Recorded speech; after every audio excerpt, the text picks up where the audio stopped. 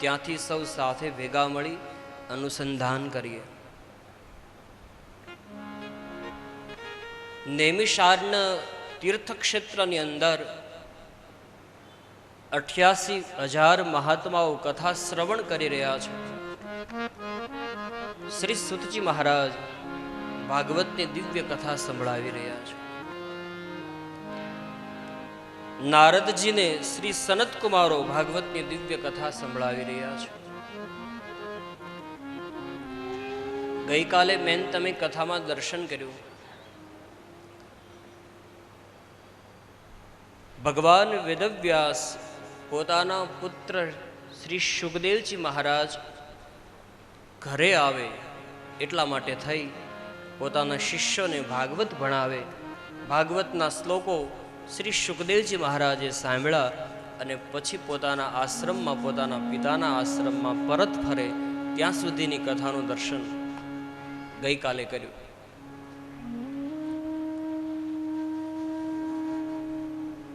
ત્યારબાદ શ્રી સુખદેવજી મહારાજ પોતાના પિતા પાસે ભાગવતની કથા ભણે છે.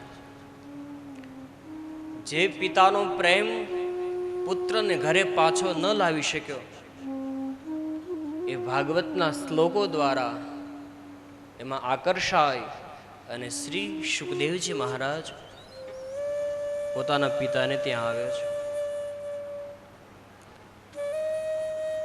ભાગવત ભણ્યા પછી શ્રી સુખદેવજી મહારાજ કોઈ તરસ્યાની શોધમાં, કોઈ આને જાણનાર મળે, આને કોઈ સમજનાર મળે, ઘર ઘર સુધી આ પહોંચે એટલા માટે થઈ અને પોતાની મસ્તીમાં આશ્રમ છોડી અને નીકળી જાય છે. ત્યાર પછી હવે અહીંયા વક્તાની ભૂમિકા આવે, શ્રોતાની ભૂમિકામાં શ્રી સુખદેવજી મહારાજની કથા આવે છે. પરીક્ષિત મહારાજની કથાનું દર્શન આવે છે. પરીક્ષિત રાજા ગંગાના કિનારે શું કામ ગયા હતા? શ્રી સુખદેવજી મહારાજ ગંગાના કિનારે શું કામ આવ્યા હતા? એ દિવ્ય કથાનું હવે અહીંયાથી દર્શન આવે છે. પરીક્ષિત રાજાના જન્મ કર્મની કથાનું દર્શન આવે છે. અહીંયા મહાભારતની અમુક કથાથી આ પ્રસંગની શરૂઆત થાય છે. આપણે સૌ અત્યારે ભાગવતના પ્રથમ સ્કંદ અધિકાર લીલાનું દર્શન કરી રહ્યા છે.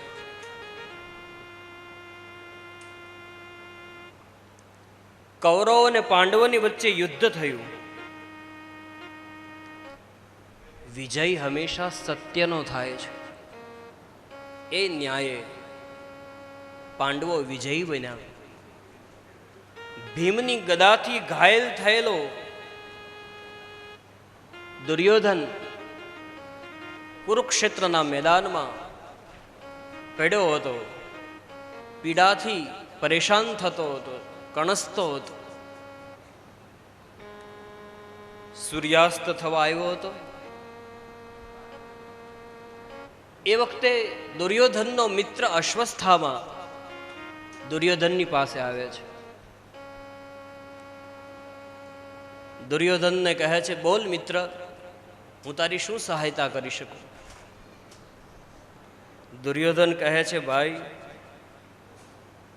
અત્યારે તો તું મારી શું સહાયતા કરી શકે? અશ્વસ્થામા કહે છે કે ના, મને તું કે તારી અંતિમ કોઈ ઈચ્છા રહી જાય છે? દુર્યોધન હસવા લાગ્યો અને કહેવા લાગ્યો, અશ્વસ્થામા, મારી અંતિમ ઈચ્છા તો એ છે કે મારા શરીરમાંથી શ્વાસ નીકળે, પ્રાણ નીકળે એ પહેલા હું 5 પાંડવોને મરેલા જોવા માંગુ છું. આ ઈચ્છા મારી કોણ પૂરી કરી શકે? તુરંત અશ્વસ્થામાં ઉભો થયો, મિત્ર, એ ઈચ્છા હું પૂરી કરીશ. દુર્યોધન કહેવા લાગ્યો, અશ્વસ્થામાં, જે કામ કુરુક્ષેત્રના મેદાનમાં ગંગા પુત્ર ભીષ્મ ન કરી શક્યા, જે કામ ગુરુ દ્રોણ ન કરી શક્યા, જે કામ મારો મિત્ર કર્ણ ન કરી શક્યો, અને તું એમ કહે છે કે એ કામ હું કરી બતાવું? અશ્વસ્થામા કહે કે હા મિત્ર, જરૂર. કદાચ આવતીકાલે કુરુક્ષેત્રના મેદાનમાં પાંડવોની સામે હું લડવા માટે જાઉં તો કદાચ એવું બને કે એનાથી હું જીતી ના શકું, પરંતુ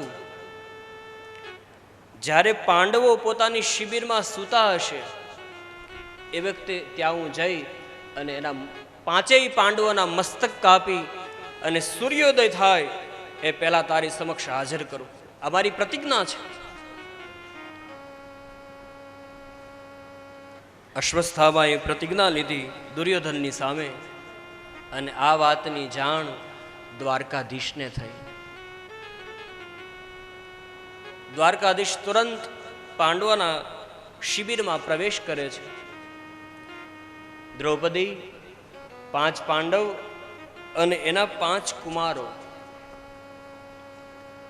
બધાની પાસે આવીને દ્વારકાધીશ કહે છે, સાંભળો, આજે મને એક વિચાર આવે છે. મને એવું થાય છે કે આજે આપણે સૌ ગંગાજીના કિનારે જઈએ અને આખી રાત્રિ સત્સંગ કરીએ અને સવારે પાછા આવીશું. પાંડવો ભગવાનને પૂર્ણ શરણાગત હતા. ભગવાન જેમ કહે આટલું જ કરવું. પાંડવોએ તુરંત કીધું કે હા દ્વારકાધીશ, તમે જેમ કહો તેમ.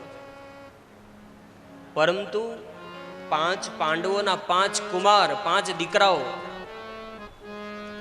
એ ભગવાનને એમ કહે છે, દ્વારકાધીશ, આખો દિવસ યુદ્ધના અમે પરિશ્રમિત થયેલા છીએ, થાકેલા છીએ. તમે એક કામ કરો, આ બધાને લઈને જાઓ, ગંગાના કિનારે સત્સંગ કરો, અમારે નથી આવવું. ભગવાન કહેવા લાગ્યા, જેવી તમારી ઈચ્છા. ભગવાન 5 પાંડવો અને દ્રૌપદીજીને સાથે લઈ ગંગાજીના કિનારે સત્સંગ કરે છે.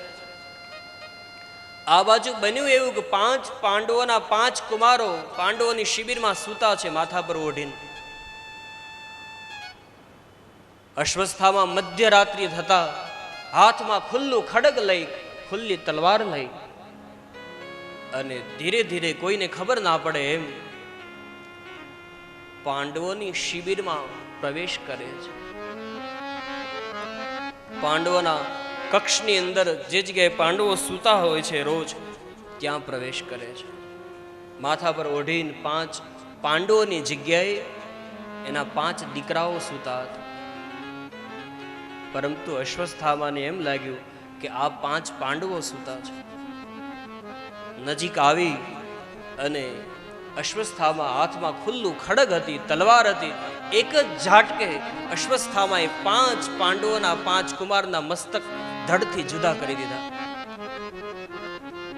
અને પાંચેયની શિખા પકડી લોહી લોહાણ હાલતમાં એ મસ્તકને લઈ, અશ્વસ્થામાને ખબર નથી કે મેં કોને માર્યા છે. એ તો એમ સમજે છે કે આ 5 પાંડવો છે. પાંચેય કુમારની શિખા પકડી, ચોટલો પકડી અને જે જગ્યાએ કુરુક્ષેત્રના મેદાનમાં દુર્યોધન પીડ્યો હતો, પીડાથી કણસતો હતો, ત્યાં આવીને એ 5 મસ્તકનો ઘા કર્યો કે લે મિત્ર,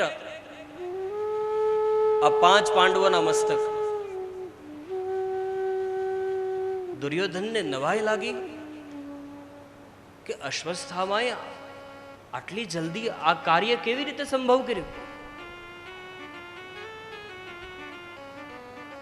દુર્યોધનને જ્યાં એમ સંભળાયું, અશ્વસ્થામાએ એમ કહ્યું કે લે મિત્ર, આ 5 પાંડવોના મસ્તક. એટલે એ રાજી થયો. વાહ અશ્વસ્થામા. પરંતુ તુરંત શંકા ગઈ કે આવી રીતે એ સંભવ કેવી રીતે બને. અશ્વસ્થામાને કહ્યું, મિત્ર એક કામ કર, કોઈ પણ એક ખોપરીને મારી હાથમાં આપ. અને અશ્વસ્થામાએ એક મસ્તક દુર્યોધનના હાથમાં આપ્યું. દુર્યોધને હાથમાં લઈ અને મસ્તકને દબાયું. તુરંત મસ્તકની ખોપરી જે હતી તૂટી ગઈ. દુર્યોધને હાથમાંથી જે મસ્તક હતું એનો ઘા કરી દીધો અને કહેવા લાગ્યો, અશ્વસ્થામાં તું જો આ કોણ છે? નહીં, આ પાંડવો નથી. પાંડવોના મસ્તકની ખોપરી આટલી કોમળ ન હોઈ શકે. અને અશ્વસ્થામાએ જ્યાં ધ્યાનપૂર્વક જોયું, તુરંત કહેવા લાગ્યો, ઓ મિત્ર, મારાથી ભૂલ થઈ ગઈ. કેમ? મિત્ર, આ 5 પાંડવો નથી, પરંતુ આ 5 પાંડવોના 5 કુમાર છે. આટલું સાંભળતા દુર્યોધન પાપી હતો, પણ જ્યાં ખબર પડી કે આ 5 પાંડવો નથી, આ 5 પાંડવોના 5 કુમાર છે, એટલે તુરંત દુર્યોધન અશ્વસ્થામાને કહે છે, મિત્ર, ત્યાં શું કર્યું ભાઈ? અરે, અમારા કુળમાં કોઈ શ્રાદ્ધ નાખવા વાળો બાકી ન બચે. દુર્યોધનને એવું વરદાન હતું કે જ્યારે હર્ષ અને શોક બંનેની લાગણી જ્યારે એક સાથે થાય ત્યારે જ એનું મોત થાય, ત્યાં સુધી એનું મૃત્યુ ન થાય. અશ્વસ્થામાએ જ્યાં એમ કહ્યું કે લે મિત્ર, આ 5 પાંડવોના મસ્તક, એટલે રાજી થયો, હર્ષ થયો. પણ જ્યાં એમ કહ્યું, મિત્ર, આ 5 પાંડવ નથી, આ તો એના 5 કુમાર છે, એટલે તુરંત એને દુઃખ લાગ્યું. ત્યાં શું કર્યું? આટલું કહેતા જ દુર્યોધનના શરીરમાંથી પ્રાણ પંખેરું ઉડી જાય છે. હવે અશ્વસ્થામા ગભરાયો કે જો પાંડવોને ખબર પડશે તો હવે મને જીવતો નહીં મૂકે, હું શું કરું? અશ્વસ્થામા ત્યાંથી ભાગી જાય છે, દોડીને નીકળી જાય છે.